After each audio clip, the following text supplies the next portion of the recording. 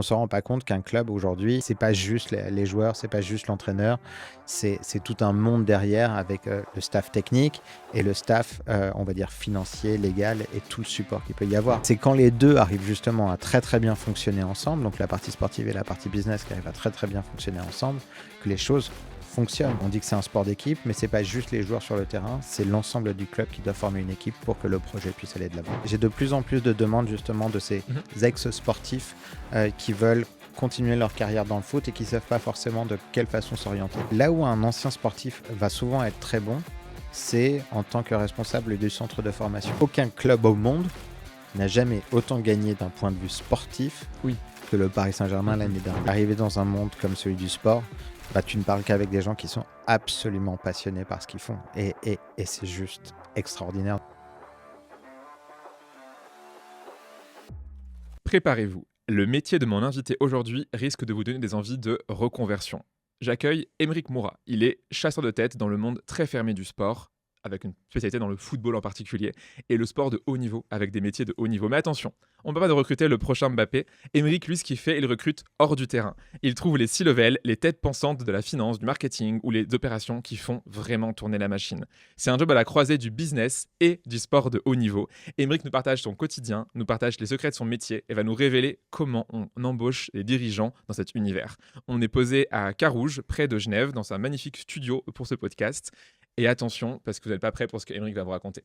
Salut Aymeric, comment Salut tu vas? Léo, comment tu vas? C'est ta petite intro, le but c'est pour te mousser un peu. Incroyable, ouais. Pour le coup, je pense que je vais recevoir quelques CV après ce podcast. Exactement. Bonjour, vous recrutez monsieur. Est-ce que tu pourrais te présenter pour ceux qui ne te connaissent pas Avec plaisir. en 2 minutes? Donc, je m'appelle Aymeric Moura, j'ai rejoint il y a un peu moins d'un an et demi maintenant un groupe qui s'appelait à l'époque Nolan Partners, qui depuis a été rebrandé à Excel Sports Management, Excel Search and Advisory pour la partie chasse de tête. Et en fait, notre rôle aujourd'hui, c'est justement pour la plupart des clubs, des fédérations, des institutions sportives, de recruter leurs dirigeants. Donc, on va recruter les CEO, directeurs sportifs et toutes les différentes personnes pour ce genre d'infrastructure. Trop bien. Tu nous diras ça sur les gens, les exemples de postes et les exemples de clients que tu as pu avoir. Avant ça, c'est la tradition dans la saison 4 de Tam Tam, on a un générateur de questions aléatoires, c'est très chouette. Donc du coup, je vais te poser une question, tu m'en poseras une, on fera ça 2 fois. On pourrait le faire tout l'épisode, mais bon, je pense qu'au bout d'un moment, on en aurait un peu marre. Mais donc je réponds pas à ta question. Je vais passer mon téléphone, tu auras une question, tu me la poseras et j'y répondrai, et inversement. Tiens, tu vas commencer par celle-là que je vais te poser en premier. Si vous pouviez avoir un stock infini de quelque chose à vie, qu'est-ce que ce serait? Là, c'est une bonne question. Je dirais un stock infini à vie de place en loge présidentielle pour tous les matchs de foot. Je pense que ça serait ça. J'aime bien. Je te laisse du coup m'en poser une. Ok. Tac. À quel personnage de fiction vous identifiez-vous le plus? Ah, marrant. Je pense que si je pouvais choisir, je prendrais Batman, parce que c'est quand même assez stylé. Je pense que quand tu es entrepreneur, ça peut aider tous les gadgets. Mais souvent, les gens me disent que je ressemble plus à Tintin.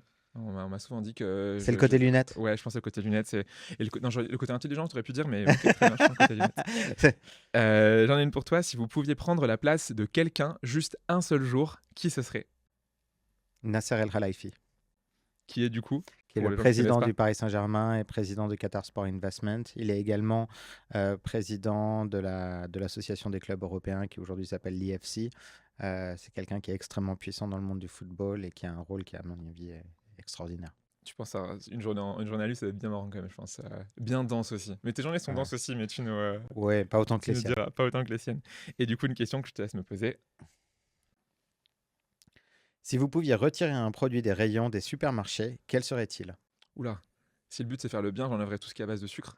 Mais du coup, il resterait plus grand-chose dans le supermarché. Il resterait des légumes. Ce qui est déjà pas mal, mais bon, non. Ce qui est déjà pas mal. Non, ouais, je pense qu'il y a trop de trucs sucrés dont on s'en rend pas compte. Tu disais que tu voulais faire, tu nous raconteras, mais un exploit sportif dans quelques mois. J'en suis loin. T'en es loin, mais du coup, souvent dans ça, tu as le fait de moins prendre de sucre, parce que tu te rends compte que c'est ce qu'il y a de pire dans ton alimentation, et c'est vrai qu'il y en a un peu trop partout. T'en as besoin, t'as des bons sucres et des mauvais sucres. Hein. Exactement. Est-ce qu'on pourrait dire qu'il y a aussi les bons recruteurs et les mauvais...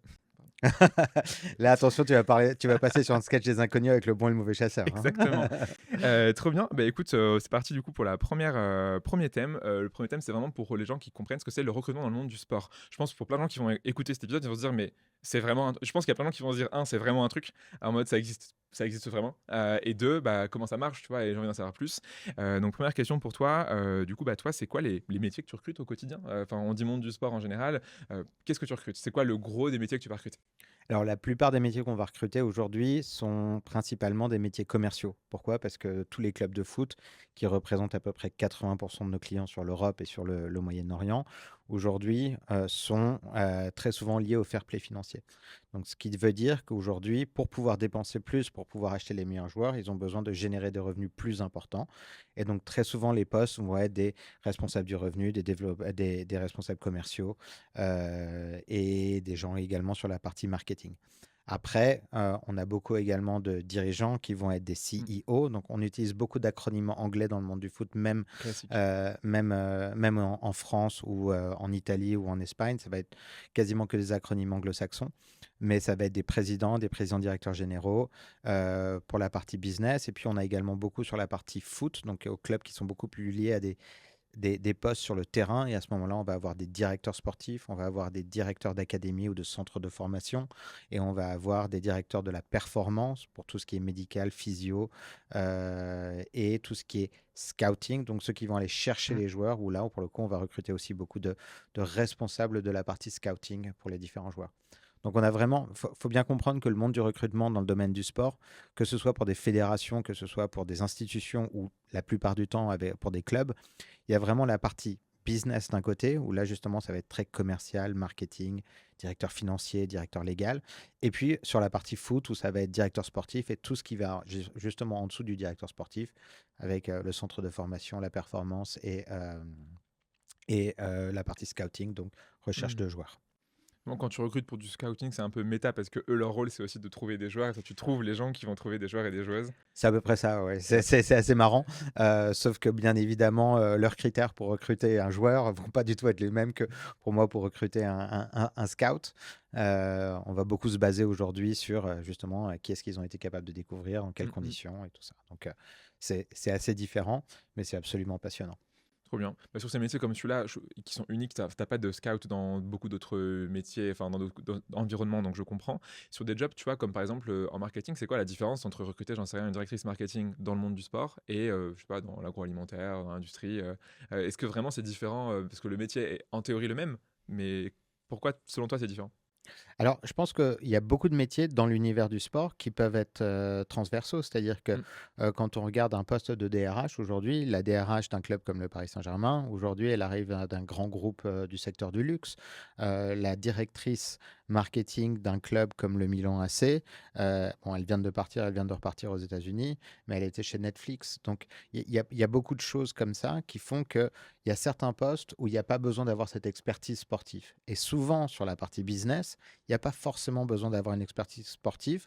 Il y en a besoin peut-être un peu plus sur le commercial. Pourquoi? Parce que c'est quelqu'un qui va arriver avec un portefeuille de mm. sponsors, de contacts qui peuvent être intéressants. Mais sur le marketing, sur le légal, sur les ressources humaines, il n'y a pas forcément besoin d'arriver de ce secteur-là. Donc il y a des passerelles totalement possibles. Ok. Donc ton sourcing de manière générale, enfin, sans parler d'un poste en particulier, tu vas pas être conditionné par le sport. Qu'est-ce que tu vas regarder du coup? Enfin, quelqu'un qui va, j'en sais rien, intégrer le Paris Saint-Germain, qui aurait jamais fait dans l'univers du sport avant, qu'est-ce qui va être important pour toi dans les grandes lignes, même si c'est peut-être trop général la question que je te pose, on creusera après. Qu'est-ce que tu vas regarder du coup sur un CV en disant tiens, cette personne-là, je la verrais bien bosser pour le PSG? Bah, si c'est sur la partie RH, bien évidemment, c'est quel genre de groupe dans lequel elle a travaillé. Mm. Est-ce que c'est un groupe qui avait, je ne sais pas combien de personnes, qu'est-ce qu'ils ont mis en place, quels ont été les processus qu'ils ont fait pour améliorer, où est-ce qu'ils ont été sensibles, où est-ce qu'ils ont été moins sensibles, quels ont pu être les scandales qui aient pu avoir lieu dans ce groupe, parce que Ouais. le foot est très sensible justement au background check qu'on peut faire sur les candidats.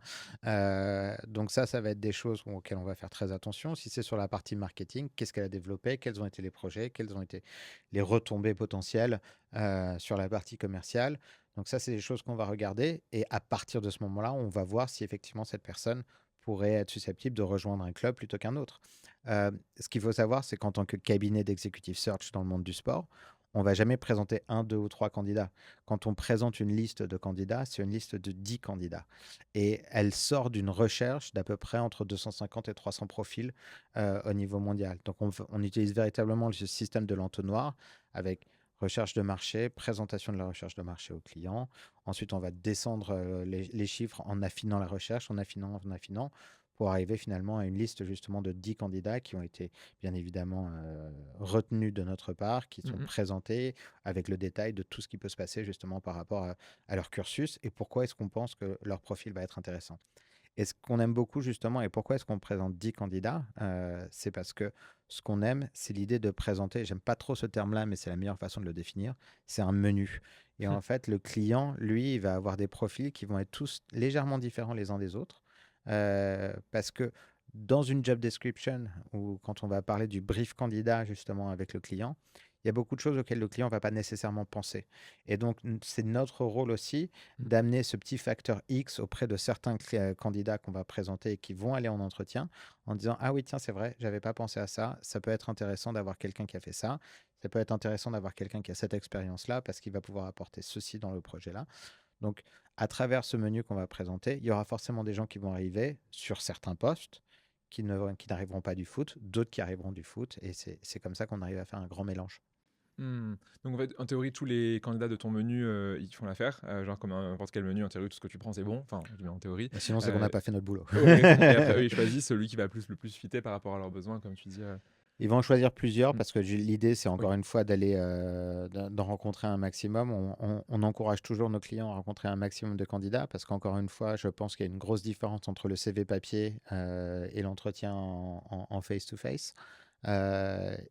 Très souvent, ceux qui sont le meilleur sur papier ou les meilleurs sur le papier sont pas forcément ceux ou celles qui seront retenus parce qu'il y a Hmm. toujours un facteur surprise, il y a toujours un élément surprise et c'est ça qui est intéressant. C'est aussi pour ça qu'on adore notre métier. Oui, de fou. Question piège pour toi. Est-ce que quelqu'un qui a été sportif de haut niveau sera bon en tant que, je sais pas, marketing dans le monde du sport ou pas du tout? Bon, non, mais il peut. Il n'y a pas de règle sur les anciens sportifs et je travaille avec beaucoup d'anciens sportifs. Ouais. J'ai déjeuné la semaine dernière avec un ex-grand attaquant de l'Olympique lyonnais. J'ai de plus en plus de demandes justement de ces Mhm. ex-sportifs qui veulent continuer leur carrière dans le foot et qui ne savent pas forcément de quelle façon s'orienter. Euh, Là où un ancien sportif va souvent être très bon, c'est en tant que responsable du centre de formation. Pourquoi? Parce qu'un responsable de centre de formation, c'est celui qui va parler aux jeunes, c'est celui qui va parler aux familles, Mhm. donc il va Ça fait rassurer rêver. les parents. Hmm. Et la meilleure façon de rassurer les parents, c'est de leur dire, écoutez, moi je suis passé par là, je sais ce que votre fils est en train de vivre ou que votre fille est en train de vivre. Faites-nous confiance, voilà ce qu'on est en train de mettre en place, et ça va les rassurer d'avoir quelqu'un qui est déjà passé par là. Donc, j'ai souvent vu que les ex-joueurs de haut niveau étaient de très très bons directeurs de centres de formation ou d'académie. Ça ne veut pas dire que c'est toujours le cas, il n'y a Oui. pas de généralité. Et certains, en revanche, sont très très bons, comme un de mes amis qui s'appelle Giorgio Chiellini, qui était à la Juventus de Turin. Lui, il voulait plus justement entendre parler de tout ce qui pouvait être terrain. Il s'orientait véritablement vers la partie gestion, la partie business. Et aujourd'hui, c'est le numéro 2 derrière Damien Comolli, qui est l'ex-président de Toulouse Football Club, qui a rejoint la Juve cet été. Et Giorgio, lui, est en train de travailler sa carrière, de préparer sa carrière en tant que futur président-directeur général de la Juventus de Turin. Donc, il y en a qui sont très bons, il y en a qui ont un peu plus de mal. Hmm. Est-ce que là-dessus, alors, le quotidien d'un monde, comment je dirais, d'un club sportif, est-ce que c'est tel ce qu'on se l'imagine via des séries comme Ted Lasso, par exemple, que tu connais sûrement? Ouais, Est-ce qu'il y a j'adore. une différence entre Ted Lasso et la vraie vie? Tu vois, c'est ma question. 100%. Il n'y a absolument rien ça n'a absolument rien à C'est voir pas avec. bisounours, je comprends pas. Alors, j'aimerais bien que ce soit un peu plus comme Ted Lasso, mais déjà, je pense qu'il y a très peu de personnes aujourd'hui. Il y a beaucoup de gens qui aiment le sport, et on va dire aujourd'hui le sport le plus populaire, c'est le foot. Et la plupart des personnes avec lesquelles j'ai l'occasion d'échanger, quand ils parlent du foot, elles me parlent de l'entraîneur, des joueurs, parfois du directeur sportif Mm, mm. quand il est très commercialisé. Mais on ne se rend pas compte qu'un club aujourd'hui, c'est pas juste les joueurs, c'est pas juste l'entraîneur, c'est tout un monde derrière avec le staff technique et le staff, on va dire, financier, légal et tout le support qu'il peut y avoir. Et C'est quand les deux arrivent justement à très très bien fonctionner ensemble, donc la partie sportive et la partie business qui arrivent à très très bien fonctionner ensemble, que les choses fonctionnent. S'il y a une des deux entités qui ne fonctionne pas ou qui ne marche pas bien, ben c'est compliqué. On parlait du PSG avant. Le PSG a eu une saison l'année dernière absolument remarquable parce que tout le monde était aligné, tout le monde allait dans le même sens. Mhm. Le Monaco il y a quelques années de Didier Deschamps a fonctionné et a gagné le championnat parce que tout le monde allait dans le même sens. Lille, en 2020 ou 2021, quand ils gagnent le championnat de France Ouais. face à des écuries qui sont beaucoup plus fortes qu'eux, c'est parce que tout le monde va dans le même sens que Galtier, que Olivier Létang, qui est le président directeur général du LOSC. Donc, il y a besoin d'avoir cette unité. On dit que c'est un sport d'équipe, mais ce n'est pas juste les joueurs sur le terrain, c'est l'ensemble du club qui doit former une équipe pour que le projet puisse aller de l'avant. C'est beau ce que tu dis. J'ai presque versé une petite larme. Et tu dois te sentir trop fier quand du coup tu recrutes des personnes pour des clubs et que du coup ça a un impact et que du coup bah, les performances sportives suivent les performances du coup derrière d'entreprise et business. Ouais. Enfin, ça doit être satisfaisant pour toi. Enfin, Alors, ça te fait très quoi? humblement, l'impact qu'on a sur tout ce qui peut être terrain, il est relatif. Parce que oui, on va placer des directeurs sportifs qui vont Mhm. choisir les joueurs, qui vont choisir les entraîneurs, mais on n'a jamais l'impression que le mérite nous revient. Le mérite, il revient justement à celui qui a été capable de faire le travail. Nous, en tant que responsable d'Executive Search, on est juste là, on a le métier le plus facile au monde, parce qu'on doit juste choisir à travers des professionnels celui qui est le plus adapté pour un club ou pour un autre. Mais les résultats de l'équipe n'ont rien à voir avec le travail qu'on fait. Trop bien.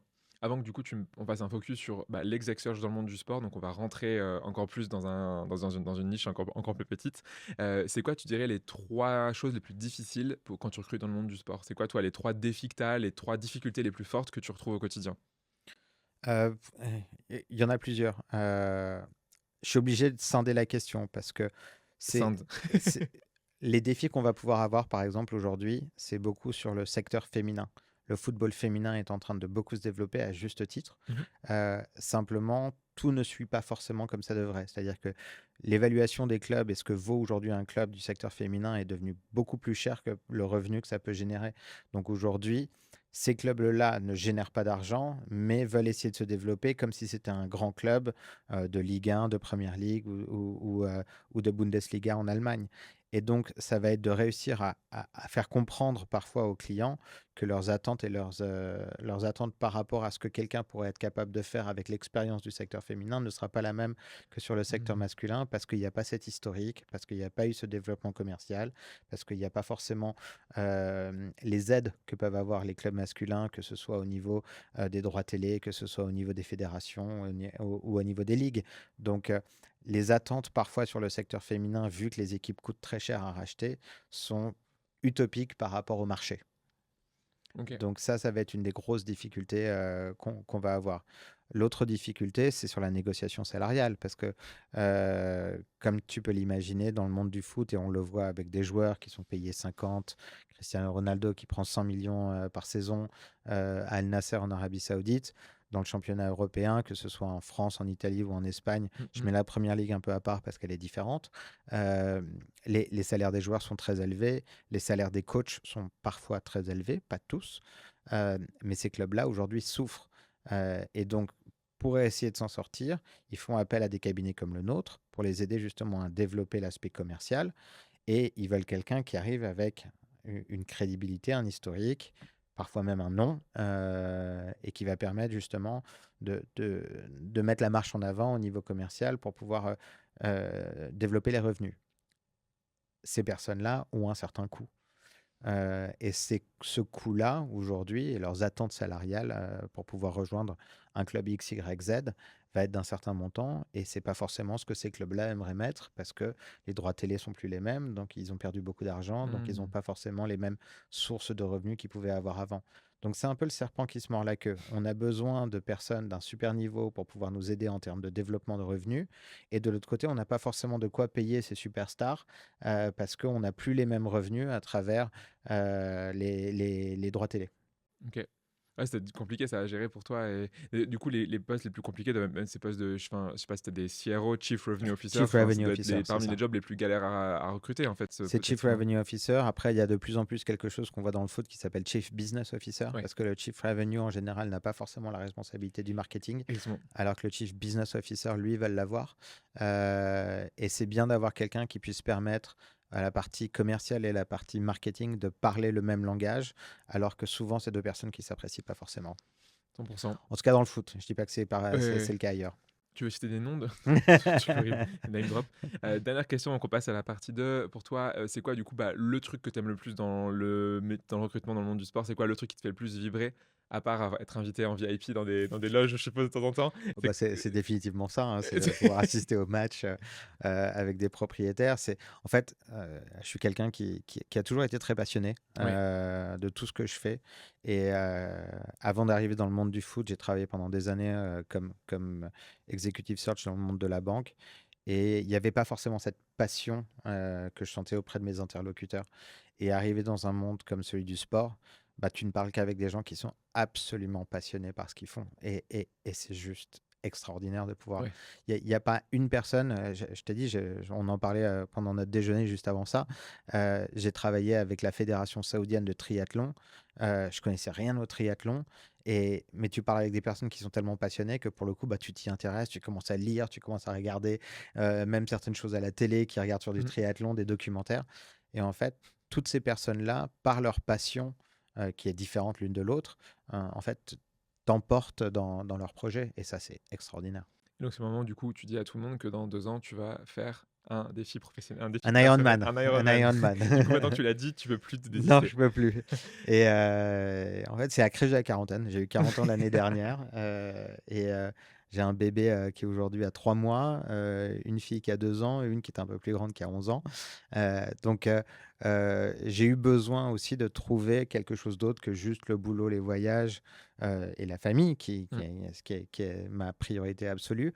Euh, le sport m'a beaucoup aidé. Et en fait, à travers les contacts que j'ai eus avec la fédération de triathlon, bah, ça m'a donné envie. Trop bien. J'ai commencé à regarder de plus en plus de documentaires, de reportages. Et donc, j'ai commencé l'entraînement. Donc, ce sera pour 2027. Trop bien. Bah écoute, on ira. Si tu veux, je pourrais sponsoriser ton maillot. Avec grand T'auras le plaisir. sponsor Avec podcast grand Tam plaisir. Tam. Que si tu gagnes, par contre. Enfin, que si Ouais, t'arrives alors à la ça, il n'y fin. a aucune chance. Mon but, c'est de le terminer en moins de 17 Ouais, heures. que tu le termines. Mais trop bien. Bah écoute, on se reparle à ce moment-là. On est à la fin de la partie 1. On a un petit jeu intermédiaire. Le jeu, c'est jamais le même à chaque épisode Ok. pour les différents invités. Le tien, ça sera l'anecdote What the fuck. L'anecdote What the fuck. L'anecdote What the fuck. Tu t'as trouvé ton anecdote ou Ouais, je pense que c'est quelque chose qui est arrivé l'année dernière où je suis invité par un client qui est un club de Ligue 1 Mm. à voir un des premiers matchs de la saison dernière et on va jouer contre un autre. Ils vont jouer contre un autre club. Et à ce moment-là, il y avait un candidat qui était en phase finale avec eux et qui me dit est-ce que je peux venir au match aussi? Donc je lui ai dit bah écoute, viens avec moi, comme ça on en profite pour discuter avec le DG et le directeur technique. C'est une équipe que j'apprécie, honnêtement. C'est vraiment une équipe que j'apprécie et qui jouait contre une équipe que, en termes de fans, et là je parle pas du tout en termes de boulot, mais en termes de fans, j'apprécie un petit peu moins. Ok. Et en fait, je me suis retrouvé assis juste à côté du président avec qui je venais de signer un mandat de l'autre équipe et le client qui m'a invité, avec qui je suis en train de placer ce candidat. Et en fait, l'équipe marque un but. Donc, l'équipe qui m'a invité, donc l'équipe externe, Ouais. marque un but. Et comme n'importe quel fan, je me lève et j'explose de joie. Et je vois le président de l'autre équipe qui vient de me signer le mandat, qui me regarde de façon très, très, très bizarre en Assassine. disant mais attends, tu rigoles là ou quoi? On bosse ensemble et t'es là à me dire que t'es pour l'autre équipe. Donc, mais c'était un T'avais signé réflexe. après, donc. C'était un réflexe. On en a ri après. J'ai réussi à récupérer la situation un peu miraculeusement après. Mais c'était un moment, un vrai what the fuck, qu'est-ce qui m'a pris, quoi. Je venais de commencer. Ouais. Oui, c'était pas encore compris à te Voilà, contrôler. Maintenant, voilà. t'arrives, ça va. Et... Maintenant, je fais très très attention. Bah, tu sais, encore une fois, t'apprends comme ça, hein. Donc du coup, quand les gens t'invitent dans des matchs, on sait jamais si tu es vraiment content ou pas content quand il se passe un truc, quoi. Tu sais Je camoufler dis plus totalement, tu rien. dis plus rien, genre tu Je restes dis plus impassible, rien. genre tu comme ça et t'attends ça. Je peux, dans certains cas, si c'est Ou face à une une belle équipe action, internationale qu'on ne connaît pas ou avec laquelle on ne travaille pas ouais, et où les dirigeants ne sont pas forcément juste à côté. Donc, aucun problème. Tu les Boca Juniors qui arrivent, tu peux faire: «Ah, c'est trop bien!» voilà, si c'est ouais, Boca Juniors ou une équipe de MLS contre n'importe quelle équipe aucun de Ligue problème. 1, je serai toujours pour une équipe de Ligue 1, une équipe suisse, une Trop équipe bien. européenne en général. OK. J'aime bien l'anecdote, elle me plaît beaucoup. Mm. On passe du coup à la partie 2, donc on rentre dans une niche encore plus petite. Donc toi, du coup, tu fais pas non seulement tu fais du recrutement dans le monde du sport, déjà vous êtes pas beaucoup à faire ça, mais tu fais du coup sur des postes exec. Est-ce que du Exactement. coup avant une première exec exactement non, jeu de Exécutif. mots tout nul, genre Ouais, exactement, c'est très, exact, très, très, c'est pas très mal. mauvais jeu de mots. C'est pas... Il était nul, on l'oubliera. Non, non, non, on va le 1 garder. première question avant qu'on creuse, c'est, du coup l'exec parce qu'il y a des gens qui savent ce que c'est mais d'autres pas forcément. Ça commence où, un recrutement exec pour toi? Ou en tout cas, c'est quoi ton plus petit recrutement et ça se termine où? Plus petit recrutement, je pense que ça va être pour des figures commerciales seniors, Ouais. mais qui ne sont pas forcément des directeurs. Mmh. Ça va arriver relativement rarement, mais on va pouvoir en faire et ça va être des profils qui vont être en général aux alentours des 100-120 000 euros Ouais. de salaire fixe plus bonus. Donc ils sont des middle managers un peu plus, quoi. Ils sont Voilà, pas qui les sont des tout en haut de ils leur, sont pas tout en haut. département, mais Mais en général, quand on va faire ça, c'est justement aussi parce qu'on a placé le directeur commercial ou qu'on a placé le Chief Business Officer et qu'il y a besoin de restructuration un petit peu ouais. des équipes. Donc, c'est pas forcément un job sur lequel on va travailler pour un nouveau client comme premier job. Mmh. Ça va être plus dans le cadre d'une restructuration où on va l'accompagner à présenter ce genre de profil. OK. Euh, Après, sur la partie sportive, ça va être, je dirais, le head scout qui aujourd'hui va être aux alentours des 140, OK. 150 pour Qui est en certains. charge des différents scouts, ouais. Ouais, OK. qui est pour les, on va dire, pas les grands clubs européens, mais les plus petits clubs où les salaires vont pas forcément être les mêmes. Mmh. Et là, effectivement, c'est différent. Après, encore une fois, j'ai déjà travaillé avec un club de National 1, avec Valenciennes, OK. où on a cherché un directeur technique qui finalement a été promu en interne et qui était un très très très bon choix de la part du groupe Sport Republic qui est à Southampton et qui a également à Valenciennes. Mmh. Et là, en ce moment, je suis en train de signer un contrat avec un club de deuxième division portugaise OK. pour un directeur général. Le directeur général, il va être payé à peu près 110, 120 000 euros. Donc, en termes de C'est énorme responsabilité, pour c'est ça, une mais ouais, exec, ouais, ouais. mais en termes de salaire par rapport à ce qu'on va faire, De fou. c'est pas grand-chose. OK. Quand on compare certains directeurs sportifs qu'on va placer à 3 millions, 4 millions, ou certains présidents directeurs généraux qu'on va placer à 6 millions, 8 millions, notamment en Arabie Saoudite, Oui, bien sûr. c'est sûr que ça paraît, Ça a ça plus la paraît même peu, valeur. mais c'est tout aussi intéressant paradoxalement. Trop intéressant. Pour nous expliquer un peu, alors tu n'es pas obligé de détailler tes secrets de fabrication. Admettons demain, je gère. Alors moi, voilà, je suis né à Niort, donc voilà, les chamois niortais, Mmh. qui fut un temps avaient un petit peu, tout petit peu de prestance, tout petit peu, hein, et Il y a qui ont bien remué des moments difficiles. Admettons, du coup, demain, je suis en charge des chamois niortais, je te dis, on veut recruter un DG. À quoi ressemble les différentes étapes, tu vois? Genre, moi, je t'appelle pour que tu bosses pour moi. C'est quoi les différentes étapes que tu fais? Comment tu t'y prends pour à la fin me présenter ce fameux menu de 10, tu vois, dans Mmh. lequel je vais choisir? C'est quoi ce que tu vas faire en termes d'action principalement? Encore une fois, tu n'es pas obligé de donner les secrets parce que souvent, on a des concurrents Non, qui vont mais t'écouter, mais dans les grandes lignes, tu vois, c'est pas très en termes différent de d'étapes. ce qui se passe dans n'importe quel autre secteur. Ouais. C'est que la première chose que je vais essayer de faire, c'est que je vais essayer de venir te voir. Je vais rencontrer les gens du club, je vais venir au club, je vais voir les installations, je vais voir exactement tout ce qui se passe. Et derrière, je vais comprendre mon, la question principale pour moi aujourd'hui quand je commence un recrutement, c'est qu'est-ce qui n'a pas marché avec celui qui était en Mmh. poste ou qu'est-ce qui ne marche pas avec celui qui est en poste et quelle serait la clé du succès dans 3, 6, 9, 12 mois OK. pour le candidat que vous voulez. Et ça, c'est l'élément essentiel pour comprendre un peu, pour dresser le tableau du candidat et du profil du candidat parfait. Avant que tu continues sur ça, du coup, le reste de enfin, c'est dans ton brief, je suppose que tu fais ça, ça ressemble, enfin, c'est combien de temps tu prends pour faire une sorte de réunion de cadrage, de brief, de kick-off, appelle-le comme tu veux. En plus de ces questions-là que tu vas poser, c'est quoi le gros des éléments On que a tu vas 2 demander? semaines à peu près. Combien? Ça va être 2 2 semaines? semaines Ok, entre le d'accord. moment où on va recevoir le premier coup de fil et le moment Ok, où on envoie le brief candidat. Parce que donc on va pas parler de job description. Ce qu'il faut savoir, c'est que bien sûr, c'est pas publié. Ouais. rien n'est Bah publié oui. chez nous. On ne parle pas de nos succès, ou très très peu. Quand ça se sait, c'est assez rare. On Mm. essaie d'être le plus discret Tout est possible. caché, bien sûr. Ouais. J'ai jamais publié un job post. J'ai jamais parlé de job post ou de quoi que ce soit. Donc, on, on marche uniquement au bouche à oreille Mhm. et au succès avec certains clients. Euh, pour revenir à ta question et pour revenir à Niort, donc, je vais regarder qu'est-ce qui peut effectivement correspondre. Mhm. Et surtout, je vais essayer de comprendre les attentes du client, les réelles attentes du client.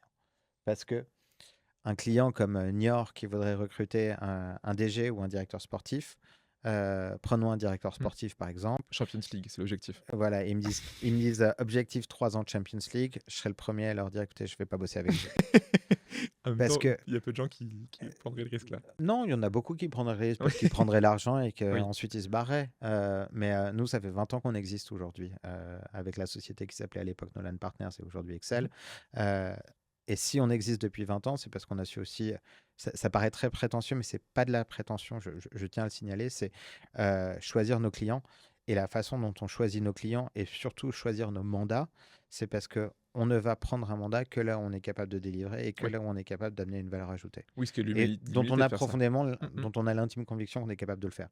Ça ne veut pas dire qu'on a raison à 100%, ça ne veut pas dire que on n'est pas infaillible, mais ça veut dire qu'on sait que notre réseau va nous permettre d'ouvrir les portes et d'avoir les réponses aux bonnes questions et de poser les bonnes questions. Euh, donc, Senior me dit je vais arriver en Champions League dans 3 ans, je leur dis bah, bossez avec quelqu'un d'autre. Et s'ils me disent voilà, aujourd'hui, notre but, c'est d'essayer d'arriver en National 1 et puis potentiellement dans 5 ans, créer un projet autour de semi-pro pour créer un projet pro autour de la Ligue 2. Je leur dis ça a du sens, mais alors en ce moment-là, on va parler. Est-ce que vous voulez quelqu'un qui connaisse le championnat de National 1, de National 2? Est-ce que vous voulez Mm. une superstar du National 2 qui veut monter? Ou est-ce que vous voulez au contraire quelqu'un qui est en Ligue 2, qui sait comment ça marche et qui va vous aider à porter le Et qui veut le projet? challenge, ouais. Et si tu veux, c'est à travers toutes les questions qu'on va poser qu'on va pouvoir comprendre le profil. Et à partir de ce moment-là, bah, il y a inexorablement la question du salaire. Parce que si tu ignores aujourd'hui un directeur sportif, tu vas pas le payer une fortune. Tu vas pas le payer le même montant que tu vas payer le directeur sportif de Arsenal. Enfin, tu peux, mais ce Euh, serait complètement stupide. Mais... tu peux, mais à ce moment-là, tu as flingué tout le budget de ton club, Oui, quoi. Donc, du coup, t'as plus de joueurs. t'as plus de Tu joueurs, t'as prends plus rien. Didier sur le... T'as plus rien et tu joues avec les Benjamins. Euh, Écoute, pourquoi pas? Pourquoi pas? Pourquoi pas? Mais à ce moment-là, tu seras relégué. Il y a de fortes chances que tu sois relégué. Donc, si tu veux, c'est une fois qu'on a compris les attentes et qu'on est aligné sur quelles sont vos attentes, qu'est-ce qu'on est capable de délivrer par rapport à ces attentes-là, Mm. là, on va de l'avant sur le projet. Et là, on part sur une cartographie du marché complète. Et là, on va donner toutes les étapes. C'est-à-dire qu'il Trop bien. y a une chose que nos clients ont toujours apprécié, et je pense que c'est une des raisons pour lesquelles on a un taux de clients qui reviennent vers nous en permanence sans forcément essayer d'aller à la concurrence, c'est à travers tout le travail qu'on fait pendant la recherche. C'est-à-dire que tous les éléments de recherche qu'on va faire, on va les transmettre au client. Et donc, il ne va pas simplement avoir une liste de candidats à la fin, mais il va avoir énormément d'éléments sur ce qui se passe sur le marché, avec qui on a parlé, quelles sont les raisons pour lesquelles ce candidat Mm. est intéressé ou cette candidate est intéressée, pourquoi est-ce qu'elle ne l'est pas, il l'est lui, combien est-ce qu'il gagne, donc ça va donner aussi des informations financières. Parce que quand tu bosses pour un club, tu sais ce qui se passe dans ton club, mais tu ne sais pas forcément ce qui se passe dans les autres clubs. C'est fou. Et donc, travailler avec nous aujourd'hui offre un Ouais, c'est avantage, du c'est que benchmark un petit peu. ça te donne aussi du benchmark. Trop bien. Exactement. Ouais, mais ça justifie aussi toutes les prestats exec. Alors, je te donnerai pas les fees que tu pratiques, mais toutes les prestats exec ont justement une valeur ajoutée par rapport, entre guillemets, à juste un cab ou un consultant, tu vois, genre indépendant. C'est que du coup, tu as tout ce qui va avec. C'est plus du conseil presque que du recrutement, tu vois. C'est vraiment les Complètement. deux ensemble. Et c'est là où, du coup, tu as ta valeur ajoutée qui est dingue. Est-ce que, alors, sans. Enfin, donc, tu m'as dit, tu fais étape 1, tu vas sur place, tu regardes. 2, cartographie. Après, du coup, tu envoies ce menu ou tu as une étape entre les deux? Une fois que tu as fait ta cartographie, comment tu contactes Non, les gens, non. tu vois, genre. il y a une cartographie, Ouais. ensuite il y a une présélection, on va Ouais. amener une liste qui va être entre 250 et 300 personnes, Donc de sources, c'est candidats, ça. candidates, Ouais. qui sont sourcés sur papier, hein. Là, Ouais, on c'est a ça. parlé avec Pas absolument contacté encore. personne. Ouais. On va les amener à 25-30, qui vont être les premiers 25-30 qu'on va contacter Ok. pour justement faire des entretiens. Ça, c'est si on devait connaître personne. Après, dans la réalité, tu peux T'as ton t'imaginer vivier, qu'avec ton le réseau réseau. de 20 ans qu'on fait ça, on a un réseau assez conséquent. Donc, on va dire que sur les candidats qu'on va sélectionner, il y en a très souvent 4, 5, 6 ou 7 où on sait déjà qu'ils vont aller sur ce qu'on appelle, nous, la long list, donc la liste des 10 noms. Hmm. Parce que justement, le but, c'est de se dire, on les connaît, on a tous les éléments, on a toutes les vérifications, C'est on a le parfait. background Hmm. check, on a les références, on a tout ça. Donc, c'est ce qui permet d'aller aussi un petit peu plus vite et c'est ce que le client peut apprécier aussi. Et puis après, bah, il y a d'autres personnes qu'on ne connaît pas forcément et à ce Mhm. moment-là, on a deux façons de les contacter ou à travers une personne qui les connaît dans notre réseau, ce qui est, on va dire, 80% du temps la Oui. façon dont on T'as fait plus les de choses. réponses. Et Ouais. puis, ben, comme tous les cabinets au monde, ça nous arrive d'utiliser LinkedIn aussi, hein. Mais c'est en effet, ça arrive en troisième temps parce que tu as forcément ton réseau, ton vivier qui t'emmène déjà beaucoup de gens. Et comme tu dis, le bouche à oreille, est-ce que tu connais quelqu'un qui pourrait mettre en relation avec cette Ouais, personne-là? le C'est sourcing, quand on même mieux. utilise beaucoup LinkedIn Ouais. encore aujourd'hui parce que justement, le but, c'est je fais juste une petite parenthèse Hmm. et j'espère que tu m'en voudras pas, Léo. T'inquiète. En fait, le monde du sport, ça est un monde qui a fonctionné toujours et c'est pour ça qu'il y a très peu de cabinets d'executive search dans le monde du sport. C'est quelque chose qui a toujours fonctionné avec son réseau. C'est-à-dire qu'ils ont toujours recruté, ah bah tiens, j'ai travaillé avec lui dans ce club-là, ça Ouais. s'est bien passé, donc je vais le ramener dans le club avec lequel je suis. Donc il y a eu très peu besoin de cabinets de recrutement. Et aujourd'hui, c'est un peu en train de changer. Pourquoi? Parce qu'il y a les capitaux américains qui sont en train d'arriver de plus en plus. Et eux, ils ont une politique qui est de dire, notre but, c'est pas forcément de recruter le meilleur candidat de notre réseau, mais de recruter le meilleur candidat qui y est sur le marché. Et en fait, ce marché-là, qui est un marché mondial, donc on va les sourcer aussi bien aux États-Unis qu'en Ouais. Australie, bah, c'est un marché qui nous permet aujourd'hui de dire, bah, à chaque fois qu'on présente une liste de candidats, on sait qu'il n'y a aucune pierre qu'on n'a pas retournée. C'est-à-dire, on sait qu'on a essayé de regarder exactement partout Bien sûr. et de se dire, bah, tiens, on a laissé passer aucune occasion. Et donc, au moment où le client fait son choix, il sait que tout le marché a été ratissé et que, pour le coup, le choix qu'il va faire, il peut le faire en toute conscience. Hmm. Parce que le risque en plus, c'est qu'admettons, si t'as pas retourné, comme tu dis, une dernière pierre, derrière, du coup, tu as le candidat que la concurrence va aller chercher et qui fera peut-être meilleur que lui. Et ça, Exactement. du coup, ça sera retourné contre toi après, quoi. Exactement. Et c'est pas Après, cool, ça ne veut pas dire qu'on les a tous, hein. Ça veut... certes, Parce qu'il y a mais tu fais aussi de ton mieux. il y a aussi des cas de figure où justement bah, les personnes sont en poste, n'ont pas forcément envie de changer, ou le projet du club ne les intéresse pas, ou la situation financière du club ne les intéresse pas, ou la géolocalisation du Ouais. club ne les intéresse pas. Donc sur les 250-300 personnes, on ne va pas tous les contacter. Ou toutes les contacter, mais sur la liste de 25-30 qui sont celles ou ceux sur le papier qui sont les plus adaptés, là on va tous les contacter, et s'il y a besoin, on va monter jusqu'à 50, Hmm. 60, jusqu'à avoir cette liste de 10-12 candidats qui sont absolument alignés avec les critères du client. Trop, trop bien. L'avantage en plus, c'est quand on a beaucoup, c'est que sur ces 10, ils en choisiront, à la fin, ils en choisiront qu'un, sauf s'ils ont deux postes, mais ça n'arrive jamais, ils en ont qu'un Si, seul. si, ça arrive. Ah, Ça arrive trop souvent bien. même. Mais admettons, c'est 9, 8 autres qui ne sont pas choisis, tu peux les remettre sur une liste de quelqu'un d'autre plus tard, sur un besoin similaire. Enfin, c'est l'avantage de faire aussi ce beau travail préparatoire, même si ça ne collera peut-être pas à 100%, c'est toujours l'avantage du vivier, tu vois, c'est que tu peux entre guillemets, les recycler. Tu peux pas le faire sur tous les C'est postes, ça. tu peux le faire sur... C'est assez paradoxal, mais tu peux le faire sur les très hauts postes. C'est-à-dire que tu peux le faire Ouais, sur les présidents, l'équivalent de président, donc ce qu'on appelle les parce qu'il y en a peu CEO. aussi, du coup. Parce Donc, qu'il y en a peu ouais. et que eux, ils vont pas avoir de problème. Ils vont pas se poser la question est-ce que ce club correspond à mon projet ou pas. Ils vont aller regarder le potentiel qu'ils peuvent développer. Est-ce que c'est un club qui va jouer la Champions League? Mais à partir du moment où c'est un club qui joue la Champions League, que ce soit Feyenoord aux Pays-Bas ou que ce soit le LOSC, qui bon cette année le fait pas, donc c'est un mauvais exemple, mais l'année dernière le faisait. Est-ce que c'est pas ça est-ce que c'est le même projet? Mm, mm. Oui et non, il y a bien évidemment des différences, mais quand tu es CEO d'un certain niveau, tu Tu es veux un toujours défi, ouais. convaincu Mm. qu'en arrivant et en prenant ce poste-là, tu vas pouvoir améliorer les choses. Oui. C'est des gens qui sont... beaucoup de personnes pensent que ces CEO-là sont un but d'eux-mêmes. C'est pas du tout ça. C'est qu'ils sont profondément convaincus d'y arriver. Et c'est tellement dur comme métier qu'ils ont parfaitement réussi. Ils ont créé une carapace et elle est justifiée, cette carapace. Et donc, c'est un milieu qui est très compliqué quand tu les connais pas. Mm. Mais une fois que tu commences à les connaître, c'est vraiment génial. Bah, donc, on est un peu sur le tel lasso, du coup. Avec cette affiche, tu sais, vous allez y arriver. Oui, enfin, il y a beaucoup de choses entre. C'est-à-dire que dans Ted Lasso, le rapport entre la propriétaire et le coach, c'est quelque chose qu'on voit très, très, très rarement. Ils sont parfois proches, mais ils sont pas aussi proches que Ouais, ça. bien sûr. Il y a souvent un directeur sportif au milieu et T'as le des coach. buffers. Et le fait de voir un coach de NFL ou de collège de football américain arriver dans un club qui, à ce moment-là, sur la saison 1, est en première De ligue, fou. ça, je peux t'assurer que ça Bah, n'arrivera c'est impossible. jamais. Ouais, bien sûr, il y aurait pas ce risque. Jamais. Éventuellement sur la Ligue 1 française, tu pourrais, mais et encore. Non, tu pourrais pas. Ouais, c'est déjà trop, Tu pourrais pas aujourd'hui. trop haut niveau, ouais. Faut surtout pas critiquer la Ligue 1 parce que Mais déjà parce que c'est moins professionnalisé, enfin, c'est pas, on n'est pas au même niveau d'argent et au niveau d'ambition qu'une première ligue qui a plus de capitaux et qui a plus de prestige historique, tu vois, par rapport à la Ligue 1 où tous les clubs se valent pas, tu vois, genre en ouais, mais termes de... regarde, tu sais combien il y a d'équipes en première ligue qui jouent la première ligue justement? Il y en a 20. Combien sont détenus par des étrangers aujourd'hui? Très bonne question. 17.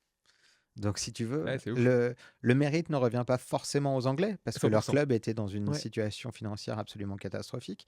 Mais aujourd'hui, c'est les Américains qui sont arrivés, d'autres nations, parce qu'on a aussi des Indonésiens, et qui ont justement complètement apporté cet esprit de franchising américain que peuvent avoir ces franchises, justement, aux États-Unis, et de développer quelque chose de commercial d'absolument énorme. Et ils ont un autre avantage, c'est qu'ils ont une ligue qui est la FA, qui est très, très, très, très, très puissante Ouais. et qui a su très bien vendre les droits télé à l'international. Et à partir du moment où tes clubs reçoivent ce genre de montant de la part de la Ligue Bien pour sûr. les droits télé, ben ça change toute la donne. Tu regardes en France ce qui a tué les clubs, on va dire les plus petits clubs, donc on Oui, va oui. enlever le top 6 et encore. Et encore. Le top 6, c'est l'histoire des droits télé, parce que les droits télé étaient évalués à plus d'1 milliard par saison il y a encore 3-4 ans. Il y a un fonds d'investissement qui s'appelle CVC qui est arrivé, qui a investi, qui a racheté une partie des droits télé. Et aujourd'hui, les droits télé, ben, c'était 330 l'année dernière avec Bein, dont Bein avait 80 millions en sponsoring, donc c'était même pas direct droit télé. Puis cette année, il y a Nicolas de Taverneau qui est arrivé à la tête de CEO LFP Media. Mais il a créé Ligue 1 ⁇ mais ça va prendre du temps avant de générer ce genre de revenus. Donc ces clubs-là aujourd'hui souffrent énormément. Et c'était des choses pour lesquelles les clubs avaient véritablement besoin. Tu parlais de Lens à un moment. Lens, ils sont passés de, je crois, 70 à 14 millions en termes de droits télé d'une saison à C'est l'autre. terrible, bien sûr. Et pour un club comme ça change Tu dois vendre énormément. des joueurs, peut-être virer du staff. Enfin, c'est affreux. Enfin, et ça, c'est des trucs qu'on n'imagine pas quand tu suis pas ça de près. Toi, tu dois voir des choses de fou comme ça en termes de, à la fois, enfin, dans les deux sens, tu vois, genre des clubs qui perdent en investissement et d'autres par contre qui gagnent énormément. Et alors, c'est plus ces deuxièmes-là qui t'appellent que les premiers. Mais ça va être intéressant de voir pour le coup ce qui se passe là-dessus. Oui et non. Encore une fois, on ne fait pas de différence entre les clubs. Mais faut pas penser. Un club, tout le monde pense que le Paris Saint-Germain, l'année dernière, ils ont gagné la Champions League. Ils ont été finalistes de la Club World Cup. Ils ont gagné la Super Coupe. Ils ont gagné la Coupe des... Ouais. Enfin, ils ont gagné Palmarès de pratiquement malade. tout. Ils ont tout gagné, sauf ils ont perdu en finale de la Coupe du Monde des clubs. Ouais. Ils ont une saison en termes de revenus sportifs historique. Aucun club au monde n'a jamais autant gagné d'un point de vue sportif Oui. que le Paris Saint-Germain l'année dernière. Mais sportivement pur, donc quand tu dis là, c'est Sportivement pur, hors droit donc télé, hors sponsor, exactement. hors... Ouais. Ça augmente bien évidemment les sponsors qui ont envie d'être de plus en plus là, ça augmente les prix, ça augmente le nombre de billets que tu peux vendre, ça augmente beaucoup de choses, donc en termes de revenus, c'est super. Mais tout le monde se dit, bon, bah, le PSG va super bien, et ben ils sont dans le vert pour la première fois depuis longtemps, Ouais. mais c'est un vert clair. Hein. Oui, c'est sensible. Il faut maintenant qu'ils maintiennent cette belle lancée, quoi. Et surtout, bah, s'ils font moins des résultats inférieurs la saison prochaine, est-ce qu'ils ne seront pas dans le rouge? Au pire, ils appelleront Ted Lasso pour gérer. Au pire, ils appelleront Ted Lasso. Tu dirais, c'est quoi le truc le plus dur dans ton quotidien quand tu es sur de l'exec dans du foot en général ou même dans du sport? C'est quoi que tu galères le plus? C'est quoi le truc le plus difficile dans ta vie de tous les jours, tu vois, dans une semaine, une journée type? C'est quoi le plus difficile pour arriver avec soit ses clients, soit tes candidats à les convaincre? Je pense que c'est avec certains clubs. Donc, c'est plus sur la partie développement commercial pour moi Ouais. que gestion des candidats. Pourquoi? Parce que un club ne va pas forcément voir l'intérêt de passer par un cabinet comme le nôtre, parce qu'ils ont un minimum de réseau dans le monde du foot. Euh, et ça se respecte à 100%. Donc, nous, on est là s'ils ont besoin. S'ils n'ont pas besoin parce qu'ils sont convaincus d'y arriver eux-mêmes, bah, tant mieux. Tant mieux. Mais mon rôle, c'est aussi justement de présenter notre société, de la faire connaître dans le monde du football européen, où c'est un peu moins connu qu'en Angleterre ou aux États-Unis, où on est très présent depuis des années. Euh, et puis, l'autre partie où je vais galérer, c'est avec le développement aujourd'hui qu'on a au Moyen-Orient, parce que Hmm. c'est un système de décision qui est différent de celui qu'on a en Europe. Donc, Ok. c'est pas De une quelle question de manière, ouais. culture, c'est en fait toutes les décisions pour les clubs en Arabie Saoudite ou les fédérations en Arabie Saoudite sont prises par des comités. Mais c'est pas un comité, c'est un, deux, trois, quatre, parfois même cinq comités. Ok, Et toi, ces du coup, tu comités-là assistes. sont composés de Ouais. 3 à 6 personnes. Et donc, c'est pas une personne qu'il faut convaincre ou deux personnes ou un board qu'il faut convaincre. C'est une série de comités Ouais. et ça prend parfois très, très, très longtemps. Et entre le moment où tu commences à parler d'un club qui te dit, ben voilà, j'ai besoin de recruter mon CEO, et le moment où tu signes ton contrat pour commencer effectivement la recherche pour le CEO, eh ben, ils en ont peut-être déjà recruté un en interne Ok. ou quelque chose comme ça. Donc ça va être la difficulté de ce métier-là.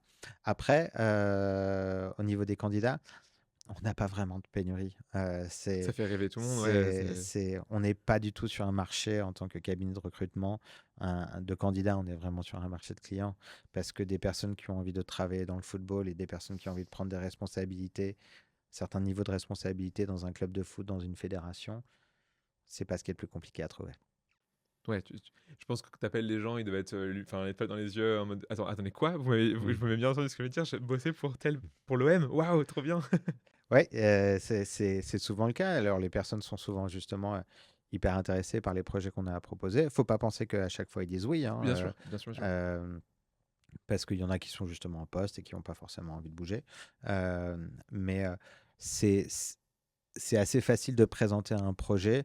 Et encore une fois, on sait à qui on va aller le présenter. On ne va pas le présenter à quelqu'un qui a commencé depuis un an parce qu'il n'a pas encore eu le temps de mettre sa marque et Bien son sûr. empreinte dans un club. On va les présenter à quelqu'un qui est là depuis 4 5 ans, qui a prouvé, qui a un track record et qui peut être intéressé par un nouveau projet d'un club peut-être avec une ambition un peu plus européenne ou avec une ambition de revenus qui soit un petit peu différente. Pourquoi? Parce qu'encore une fois, tu le sais, dans le foot, il y a le fair play financier, donc les clubs n'ont le droit de dépenser que une certaine partie des revenus générés par le club. Et c'est pour ça que tu as la partie business qui gagne l'argent, la partie sportive qui le dépense. Trop bien, intéressant, j'aime bien le parallèle. Avant qu'on conclue cette partie 2, après on sera full sur des exemples, parce que je trouve ça trop intéressant que tu nous illustres ce que tu viens de dire avec des cas concrets que tu aurais pu, enfin ceux que tu peux en tout cas raconter. Dernière question pour toi, est-ce que tu aurais des conseils, des sortes de techniques à donner? Alors pas les trucs top secrets qui fait vraiment un peu ta secret sauce, mais des gens qui nous écoutent, qui sont pas forcément d'ailleurs dans l'exec ou pas forcément dans le monde du sport. C'est quoi toi les deux, trois choses que tu estimes que tu fais bien, des petites techniques que tu aurais, je sais pas, des outils que tu aurais découverts, des méthodologies qui, selon toi, sont intéressantes à partager avec l'audience de Tam Tam, qui sont des recruteurs et des recruteuses de tous horizons? Alors, il y a une chose qui est très importante, c'est que la plupart des cabinets de recrutement, la plupart des personnes qui sont dans les cabinets de recrutement et qui sont ce qu'on appelle des consultants 360, c'est-à-dire qu'ils vont aussi bien aller sur le développement commercial que sur le recrutement des mandats qu'ils vont réussir à prendre. Très souvent, ces consultants, et je le disais quand j'avais des équipes à l'époque, il y a des dirigeants qui vont pas forcément être en poste, mais avec lesquels il est très très important de garder un contact. Parce que ces dirigeants-là, justement, ils vont reprendre un poste à un moment. Ils vont forcément réavoir un poste à un moment. Et la première personne dont ils se souviendront, c'est celle qui était là pour eux Hmm. dans les moments où leur téléphone ne sonnait plus. De fou. Et donc, le fait de garder le contact avec des personnes qui ne peuvent pas te donner de mandat ou de recherche immédiate, mais d'avoir ce côté humain et d'avoir ce côté, je vois ce que je peux faire, si j'ai quoi que ce soit qui peut être aligné avec ton profil, vraiment, je te promets, t'es la première personne que j'appelle, et que ça soit vrai, Hmm. et que ça soit sincère, et ben dans ces cas-là, le jour où cette personne-là repart en poste, et ben je peux t'assurer que tous les mandats, toutes les recherches qu'elle va avoir, elles vont être pour toi. Donc ça, c'est la première chose. Et puis après, au niveau du recrutement pur, moi, je pense qu'aujourd'hui, il y a un manque de... Il y a très souvent, dans ce que j'ai pu voir dans les différents cabinets de recrutement dans lesquels j'ai travaillé, il y a un gap entre le moment où tu prends le mandat et le moment où tu présentes ta liste de candidats, que ce soit une shortlist de trois, Ouais, comme je le clairement. faisais à l'époque. Euh, Et je pense que ce que j'ai beaucoup appris dans l'executive search, que ce soit dans le secteur bancaire ou que ce soit dans le secteur sportif aujourd'hui, c'est justement être capable d'avoir un suivi beaucoup plus approfondi et de donner beaucoup plus d'informations à ton client pour pas être simplement un recruteur parmi tant d'autres, mais être véritablement leur point d'appui, leur partenaire qui va les aiguiller sur le marché, qui va les aiguiller sur qu'est-ce que disent les candidats de leur Mm. société, et vraiment être celui qui va leur donner euh, des atouts supplémentaires pour pouvoir potentiellement modifier certaines choses et pas juste placer le bon candidat. On est beaucoup de recruteurs aujourd'hui dans le monde et on est beaucoup de très bons recruteurs dans le monde. Donc être capable de trouver la bonne personne, c'est Mm. relativement facile. Relativement facile. Oui, ça dépend de Ça plein de dépend de choses. quel cas de figure, Ouais, de bien fou. évidemment. Mais on va dire aujourd'hui, beaucoup de personnes sont capables de faire une recherche LinkedIn et de faire un entretien pour comprendre telle et telle raison et de présenter un CV. Ça, c'est quelque chose qui est relativement facile. Ce qui va faire la différence et ce qui va créer justement cette fidélisation auprès des clients, c'est toutes les informations en plus que vous allez donner et comment vous allez les présenter Mm. et à quel moment vous allez les présenter et le suivi que vous allez avoir derrière. J'aime bien parce qu'à l'heure où tu es dans tout ce qui est outils IA, etc., ce que tu dis, c'est qu'en fait, là, ce qui fait le meilleur et la meilleure recruteuse, c'est ta relation humaine que tu fais, tant côté candidat que côté client. Et donc, en fait, ce que tu dis là, c'est il faut créer cette relation, cette connexion. C'est ce qui fait la différence. C'est beau, j'aime bien. Bah, je À pense l'heure où que tout est tech. la capacité de recruter les bons candidats, c'est quelque chose qui est très important. Mm. Et aujourd'hui, il y a des outils comme l'IA, il y a des outils humains qui sont nous, euh, qui, qui vont nous permettre cela. Mais je trouve qu'on a beaucoup poussé justement sur cette partie-là. Et aujourd'hui, on a des systèmes qui sont absolument extraordinaires. Il ne faut pas oublier aussi la relation qu'on va avoir avec les clients et la relation qu'on doit créer avec nos clients et ne pas forcément les voir juste comme des clients, mais les voir comme des partenaires. Et ce partenaire, bah, c'est celui qui va aller un tout petit peu plus loin et qui va faire un petit peu plus pour justement créer cette relation. Et pas simplement pour pouvoir facturer plus, pas Oui. simplement pour avoir plus de recherche. Je ne suis pas du tout en train de dire ça dans cette optique-là, mais ça donne un rapport de travail qui est complètement différent et c'est ce qui permet justement d'élever son niveau de jeu. Euh, et c'est ce qui manque parfois dans certains cabinets aujourd'hui.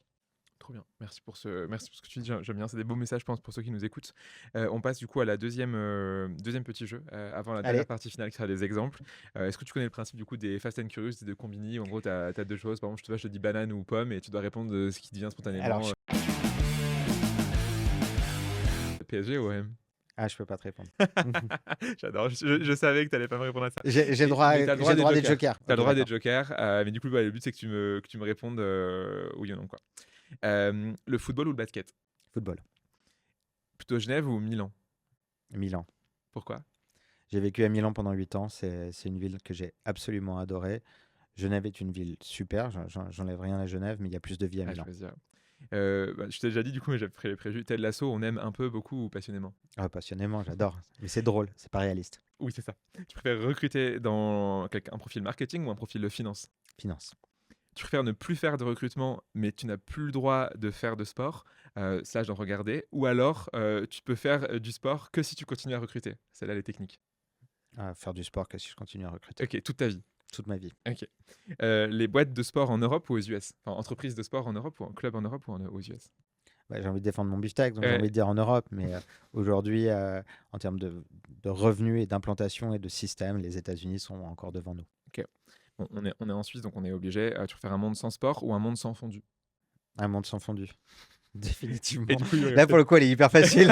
J'adore la fondue, mais de là à dire que je peux pas vivre sans fondue, non, quoi.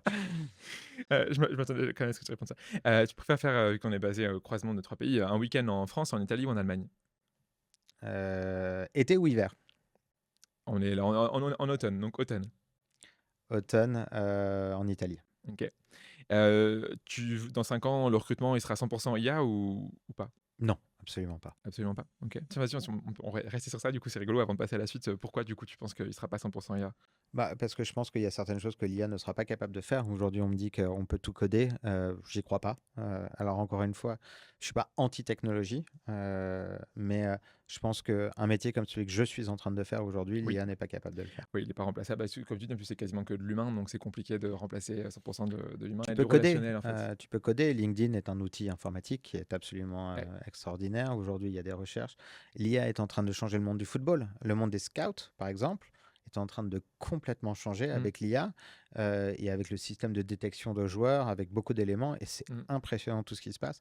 Mais mon métier aujourd'hui, je ne le vois pas être remplacé par l'IA. Trop bien. On arrive sur une troisième partie qui est beaucoup d'exemples. Je pense que tu as plein de choses à nous Tu parlais de ton anecdote qui était assez rigolote. Bon, ma première question, c'est est-ce que tu aurais un ou deux parmi les recrutements, soit qui te rendent le plus fier, ou vraiment les trucs les plus stylés que tu aies pu faire comme type de recrutement. Alors, je sais qu'il y a, si tu veux jamais aider la France à trouver un Premier ministre, tu peux, c'est pas le monde du sport, mais il galère en ce moment. Bref. Ouais. J'ai cru voir, alors je suis français, hein, donc je suis vraiment de très proche toute l'actualité et c'est dommage. C'est vrai, ça me fait vraiment de la peine. En tant que Français, ça me fait de la peine. Bon, mais tu vois, peut-être qu'avec un bon cap d'exec, avec une liste de 10, il pourrait faire un meilleur boulot Mais que. tu devrais inviter Macron sur Tam Tam, en fait, c'est ça? Ça serait trop marrant. Ça serait Ouais, génial. ça serait très Bah drôle. ouais, il a quand même Ouais. besoin d'apprendre en termes de recrutement, lui. Hein. Je suis pas Ego Decrypt, mais je pourrais tenter. Mais trop bien. Du coup, c'est quoi les trucs les plus stylés que tu as pu faire le ou les deux jobs vraiment les plus dingues que tu as pu recruter et que tu es allé jusqu'au bout? C'est pas forcément les plus gros, mais c'est un exemple, quelque chose que j'ai vraiment adoré. C'était avec l'Olympique de Marseille et plus particulièrement avec les Marseillaises. Donc c'était avec l'équipe Ok, féminine de trop bien. Marseille. C'est pour ça que tu pas voulu répondre entre PSG et OM. Euh, non, mais on a placé le CEO de l'équipe féminine de Marseille, qui est un type qui s'appelle Stefano Petruzzo, qui est absolument extraordinaire. Ils sont montés de la deuxième division à la première division Trop bien. à la D1 Arkema cette année. Et Stefano m'appelle et me dit, écoute, voilà, j'ai besoin d'un directeur sportif justement Ok. pour gérer aussi bien le nouveau centre de formation qu'on est en train de mettre en place, la partie physio, la partie scouting, la partie... En gros, avec la montée en nouvelle Bah oui. division, on a besoin de changer aussi un petit peu l'équipe et donc j'ai besoin de quelqu'un qui soit aussi très fort sur le marché. Et je commence à regarder ce qu'il y a sur le marché et je me rends compte qu'il n'y a pas un candidat aujourd'hui avec une expérience suffisante pour arriver aux exigences que pouvait avoir Stefano par rapport à ce qu'il voulait. Et donc à ce moment-là, j'ai parlé avec Stefano et on en a parlé aussi avec le président de l'Olympique de Marseille qui s'appelle Pablo Longoria à ce moment-là. Et je leur ai dit, pour moi aujourd'hui, le rôle parfait, c'est de le splitter en deux.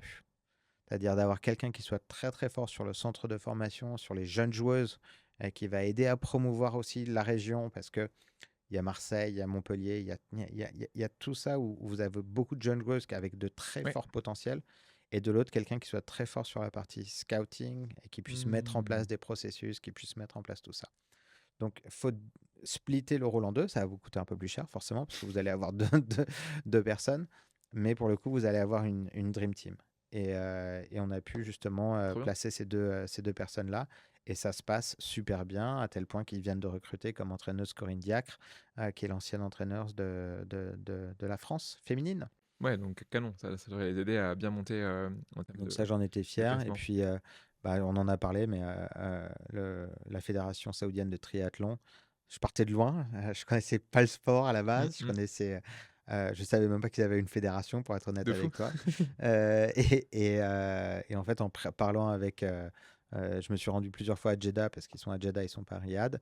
Et en parlant avec le président, il m'a dit, mais si, aide-moi, aide-nous, on va monter ça, on va monter ça.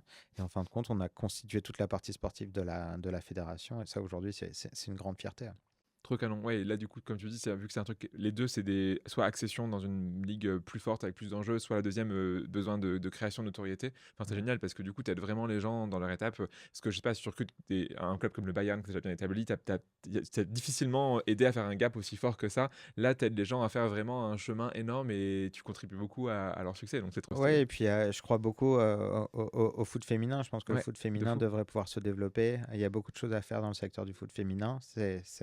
C'est un de mes gros projets pour les prochaines années. Et de réussir à faire ça, bah, c'est super parce que justement, ça me permet d'aller voir d'autres clubs, leur expliquer un petit peu comment ça se passe. Par exemple, en Angleterre, où ils ont séparé l'entité masculine et l'entité féminine pour que l'entité féminine puisse avoir son propre PNL, ses propres sponsors, Mhm. ses propres staffs, tout ça. Et ça, c'est un pas énorme en avant. C'est pas le cas en France, ça que tu dis en Angleterre, par C'est pas exemple, si on forcément le compare cas. en tout C'est cas pas sur la France. forcément le cas en France. Il y a Ok, certains clubs qui ont été vendus. Montpellier a vendu son secteur féminin il y a pas très longtemps, il y a d'accord. quelques jours.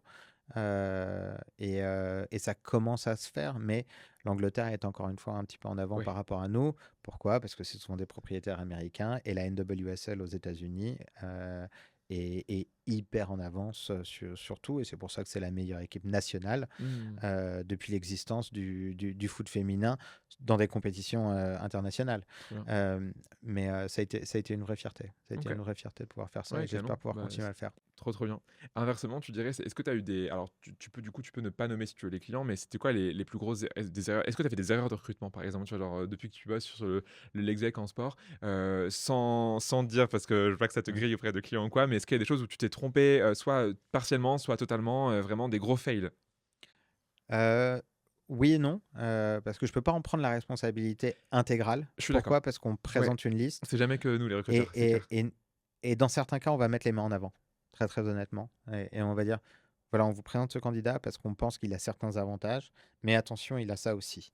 Donc, plutôt que de te dire des erreurs que j'ai faites, des doutes que j'ai aujourd'hui par rapport à une personne qui va arriver dans un nouveau poste Mmh. que j'ai placé. Euh, Ils viennent de signer son contrat. Tu comprendras que je pourrais pas du tout parler Évidemment. de tout ça. Mais pourquoi est-ce que j'ai un doute? Pas du tout par rapport au candidat, mais par rapport à la capacité que le candidat va avoir à trouver le support nécessaire en interne OK. pour arriver aux objectifs qu'il veut. Et donc, c'est le petit doute que je peux avoir, qui est très personnel.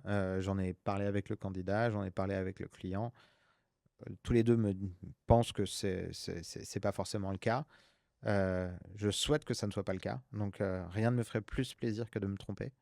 Euh, mais j'ai des exemples passés qui me font croire que je vais pas forcément me tromper. OK. Comment tu fais sur ça? C'est intéressant, tu vois? Genre parce qu'en recrutement, souvent, quand on parle de recrutement, les gens s'arrêtent aux compétences, voire aux soft skills et cetera, à la personnalité. Le culture fit, donc l'adéquation culturelle entre toi, candidat, et l'entreprise que tu rejoins, c'est quoi, toi, tes méthodes pour t'assurer qu'il y a un culture fit? Donc là, ce que tu dis, c'est ça, c'est un doute sur la capacité de la personne, enfin, pas que, mais il y a de ça. C'est quoi tes techniques pour t'assurer qu'il y a un match entre le candidat et son ou sa manager, son ou sa future équipe et son ou sa future club? Ce qui nous aide beaucoup, mine de rien, c'est les références. Ouais, Alors, ça paraît banal parce qu'aujourd'hui, tout le monde est censé prendre des références avant de présenter un candidat ou avant de placer un candidat. En fonction des cabinets, surtout ça sur de varie. l'exec, ouais. Ça varie. Mais nous, les références qu'on va avoir dans le domaine du sport, c'est des références de personnes qu'on connaît très bien et qui ont souvent ou travaillé ou été en concurrence avec cette personne-là. Donc, on va avoir des secrets sur cette personne qu'on ne peut pas avoir en entretien avec un candidat. Et donc, ça, c'est la première chose. La deuxième chose, c'est que au moment du processus, on va très souvent mettre les candidats qu'on présente qui sont sur cette fameuse Mmh. liste en concurrence les uns avec les autres. C'est-à-dire que nous, on va faire un tableau et une grille où on va dire ce candidat-là est peut-être plus fort sur cet aspect-là, mais ce candidat-là, on va lui mettre une note sur ça. L'autre va avoir une note un peu plus faible, mais en revanche, sur ce point-là, lui va avoir une note un peu plus élevée et lui va avoir une note un peu plus faible. OK. Et en fait, ça permet de montrer la différence qu'il y a entre des différents présidents, parce que parfois, les profils se ressemblent un petit peu, ou c'est des clubs différents, mais c'est des profils qui sont relativement similaires. Mais il y a toujours des distinctions. Est-ce que c'est un club qui va avoir besoin d'un président qui va être beaucoup sur le devant de la scène, qui va devoir s'exprimer beaucoup dans les médias, et donc on a besoin de quelqu'un qui a une élocution absolument parfaite? Est-ce que c'est un club qui fonctionne extrêmement de façon politique, avec un board très politique, où toute décision doit être prise par un Mmh. consensus de Ouais, ou personnes? les Et à ce comités dont tu moment-là, parlais, ouais. on Mmh. va prendre quelqu'un qui va être qui va venir d'un club où les choses sont déjà comme ça, ou est-ce que c'est un club où ils ont besoin d'avoir quelqu'un qui soit omniprésent et qui prenne toutes les décisions, mais qu'ils les prennent de plus dans l'ombre? Et à Mmh. ce moment-là, on va aller prendre quelqu'un d'un club qui va être plutôt comme ça. Et on sait comment ça marche. Les clubs sont différents les uns des autres. Si tu vas prendre le directeur général de Monaco, Monaco, c'est un club qui fait quasiment aucun revenu aujourd'hui avec le ticketing. Il en fait un peu avec le sponsoring, mais leur business model, c'est le players trading. Donc, le CEO, le président de Monaco, aujourd'hui, c'est un excellent directeur sportif pour un très, très, très grand club de première ligue potentiellement. Mmh. Mais c'est pas le président que je présenterai au Paris Saint-Germain, où là, justement, tu as besoin d'avoir une communication, un côté politique et beaucoup de choses comme ça. Trop intéressant. Ouais, et ça, du coup, à force, vu que c'est un petit milieu, tu sais tout ça par rapport à là, ils ont bossé et ça a plus d'impact, en effet, que dans, je sais pas, dans un autre univers comme l'agroalimentaire où il y a tellement d'entreprises différentes que tu auras pas ces différences de process, comme ce que Exactement. tu peux avoir ici. Trop intéressant. Dernière question pour toi avant qu'on passe à la question finale de l'épisode. C'est bientôt la fin. Est-ce qu'il y a un job que tu n'as jamais recruté ou un club pour lequel tu n'as jamais bossé ou même une entité au niveau national? On parlait tout à l'heure du CEO, enfin du CIO, le Comité international olympique, comme quoi c'est trop intéressant ce qu'ils font. Est-ce qu'il y a, ce serait ton job de rêve à recruter que tu n'as jamais fait encore? Et pour quel client potentiel? J'ai jamais bossé avec FIFA. Donc, Ok, mon entreprise a ok, bossé avec la FIFA trop bien. ou l'UEFA, mais je dirais plus la FIFA. Euh, et je pense que ce serait responsable de toute la partie partenariat pour la FIFA. Ça serait le genre de rôle que j'adorerais, Ça doit être très avec très lequel chouette. j'adorerais pouvoir Ok. faire une étude et une chasse dessus. Ouais, ça tombe bien, je connais très bien le côté direction de la FIFA. Absolument pas, désolé. On la connaît, hein, on connaît Kimberley qui est la DRH, Chief People Officer, Ouais, pardon. ouais, ouais. Mais c'est pas forcément ce Ah, qui c'est est très plus chouette facile. comme projet. Ouais. Trop bien, bah, du coup, on en est bon en termes d'enregistrement. Est-ce que tu as un dernier, avant que je pose la question finale qui va clôturer l'épisode, est-ce que tu as un dernier conseil ou une dernière chose que tu n'aurais pas dite, tu as une question que je t'aurais pas posée, un truc qui te frustrerait de partir et de te lever de ce fauteuil sans l'avoir dit? Non, ça me frustre pas, mais y a rien qui me frustre. Il y a une chose, il y a une question qu'on me pose relativement souvent Ouais, et qui peut être assez intéressante pour certains de tes et auditeurs ben go. et pour les auditeurs de Tam Tam, c'est comment est-ce qu'on arrive dans ce milieu-là? Comment est-ce qu'on fait pour travailler Pas aujourd'hui créer après les frustrations parce qu'il y a peu de place, mais euh, en effet, ouais, comment tu fais ça? Bah, je prends. dans le monde du sport? Ouais, Et j'étais au World Football Summit à Madrid la semaine dernière, et encore une fois, c'est la question qu'on m'a posée le plus. Et la réalité, c'est que c'est pas évident d'arriver dans le monde du sport pour travailler dans le monde du sport. Et je parle pas du recrutement sportif, là, je oui, parle pour travailler dans le sport. Et aujourd'hui, il y a beaucoup d'écoles, justement, comme le FBA ou comme Johan Cruyff Academy ou comme le Real Madrid School, qui vont vous permettre d'avoir un réseau énorme auprès des différents clubs pour pouvoir entrer au niveau junior, hein, dans certains clubs, et ensuite faire vos gammes. Mais pour les passionnés de sport et pour ceux qui ont envie de justement faire du sport, je conseille très très très très fortement de pouvoir avoir accès à ces écoles-là. Et ceux qui ont envie de travailler dans le recrutement sportif, comme ce que je suis en train de faire, il y a des cabinets en France qui le font. C'est en général des généralistes pour la plupart qui le font. Il y en a quelques-uns qui sont spécialisés. mm, Euh, mais ça prend du temps. Donc, encore une fois, armez-vous de patience, de mm, détermination et de volonté. Et n'hésitez pas à avoir aussi une autre expertise en dehors du sport qui vous permette justement de prendre le temps de développer votre réseau dans ce secteur-là. Euh, et puis n'hésitez pas éventuellement à me contacter sur LinkedIn trop bien. si jamais vous avez des questions. Trop cool. Il y aura ton LinkedIn dans la description de l'épisode. Mais j'avoue, je pense qu'il y a plein de gens en effet, qui te contactent régulièrement pour ça, parce que c'est fascinant. Enfin, ça, un peu de ces milieux, tu vois, où c'est un peu de l'ordre du rêve, comme le cinéma, la musique, où il y a des gens qui vont être passionnés de ça et qui vont vouloir bosser dans l'univers qui est leur passion. Ouais, c'est un métier Mais il y a passion. peu d'élus, mais ce qui est logique aussi, parce que par Non, définition, il y a peu de place, tu vois. il y a beaucoup de place à la base, hein, Ouais, mais faut accepter que quand on commence dans ce métier-là, on commence tout en bas. oui. Tu vas à Niort, du coup, pour commencer. Après, tu montes. Mais tu peux, hein, tu regardes et puis après tu montes, et puis si tu es bon, tu vas monter vite, hein. Ouais. Le président directeur général d'un club comme Deportivo La Coruña en Espagne, il Mhm, a mhm. 34 ans, mais il a commencé dans un club de troisième division, au fin fond de la troisième division, Hmm, en tant que responsable commercial, où il allait pratiquement sonner aux portes pour essayer de trouver des sponsors. trop bien. Et en l'espace de 8 ans, il est devenu directeur général d'un super club. Trop stylé. Donc, encore une fois, il y a des possibilités pour ceux qui ont envie d'y accéder et ceux qui ont envie de bosser dans le recrutement. Il y a aujourd'hui de plus en plus de cabinets qui essaient de travailler dans ce secteur-là, pas simplement sur le niveau exé, mais sur le niveau entry-level potentiel et sur le niveau middle management. Ouais, Et il y a de la place. Il faut s'armer de patience et de détermination. trop bien.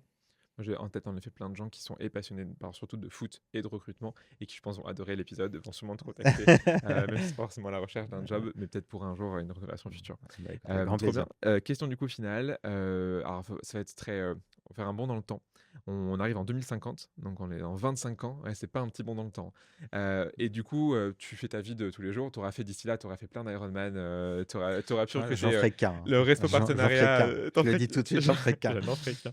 Après, si tu commences et que tu feras plus, après, tu vas faire un. Non, je me dis peut-être le marathon des sables après. je te souhaite du courage pour le faire. Donc, on arrive en 2050, tu auras fait ce que tu veux en termes d'espoir sportif, tu auras recruté ton réseau partenariat pour la FIFA, tu auras réussi pas mal de trucs que tu as envie de faire.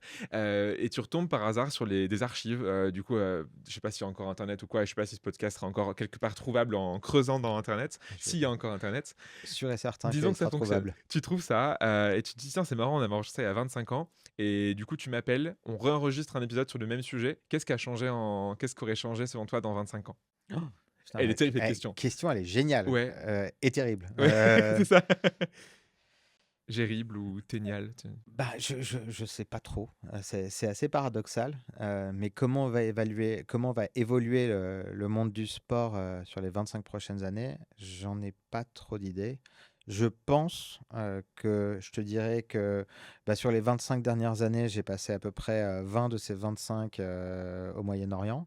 Parce Tu que vis du coup? où Ouais. où je vivrais peut-être à ce moment-là. Enfin, non, je pense qu'à ce moment-là, j'aurais eu envie de revenir en Europe. Mais aujourd'hui, quand on voit tout ce qui est en train de se passer au niveau investissement Ouais, ouais. au Moyen-Orient, en termes de MMA, de boxe, de Formule 1, de moto, de golf avec Live Golf, ils ont racheté le WTA féminin, donc le tennis féminin. Ouais. Ils sont en train de complètement disrupter, pour parler d'un thème, pour utiliser un mot que vous aimez bien, justement, tous les start-upers, ils sont en train de complètement disrupter le monde du sport. Et pour un cabinet comme le mien, aujourd'hui, ça a beaucoup de sens de s'investir, Trop bien. d'investir là-bas. Et donc, je pense que je te dirais, je te répondrai en arabe peut-être. Et on fera cette interview en Ta arabe parce sixième qu'avec langue, l'IA, ouais. toi, tu pourras le parler également. Exactement. Et voilà, mais à part ça, je ne saurais pas quoi je saurais pas quoi te dire parce que Trop bien. la seule chose que j'espère, et là, je vais défendre un petit peu les intérêts francophones, mais que ce soit le championnat de Ligue 1 avec les équipes qu'il y a en Ligue 1, en Belgique, en Suisse, aujourd'hui, puisse avoir justement des ligues qui soient fortes, qui vont protéger ces clubs, pas simplement les gros, mais tous les clubs Trop bien. du bas du tableau de Ligue 1, de Ligue 2, de National 1, de National 2, et qui va aider justement cette professionnalisation du football français, et qui va aider justement ces clubs à pouvoir se rendre sustainable, donc maintenir l'équilibre financier et pouvoir grandir, parce qu'il n'y a pas de raison que la Première Ligue soit aussi loin devant que nous aujourd'hui. Donc, j'ai envie de défendre les intérêts de ces championnats-là. Trop bien. Donc, dans 25 ans, Niort aura une Champions League, voire même 3. Non. Mince. Non, mais pourquoi pas Lille, pourquoi pas Ouais, Lens, ouais. pourquoi pas Marseille, pourquoi pas Monaco, pourquoi pas même un club. Il y a un petit club en France que j'adore qui est l'Auxerre, AG Auxerre. Jean-Baptiste Malherbe, qui en est le directeur général, il a réussi à faire quelque chose avec un club d'une ville de 35 000 habitants qui est absolument génial. Et c'est là où on voit que le foot est passionnant. Il y a 35 000 habitants à Auxerre. De foot. Le club a 17 000, le stade a 17 000 places. Il n'y a pas un match où il y a une place de disponible. Donc ça veut dire que la moitié de la ville Ouais, c'est dingue. est au stade à chaque fois qu'ils vont au stade. Donc Trop bien. on a besoin que ces clubs justement puissent avoir un petit peu plus d'aide de la part des institutions, pas simplement pour plus payer les joueurs, c'est pas la question, mais pour pouvoir développer les infrastructures et pouvoir protéger les clubs et les aider à concurrencer les grands clubs de Première Ligue, de Bundesliga et de parfois dans certains cas de la Liga en Espagne. Trop stylé. Merci Émeric pour ton temps. Je pense Merci que cet épisode beaucoup. va beaucoup plaire. Bah, Et tu j'espère. auras plein de gens qui vont te contacter, je suppose, sur LinkedIn. Merci beaucoup et à bientôt. À bientôt. Merci pour tout. Merci.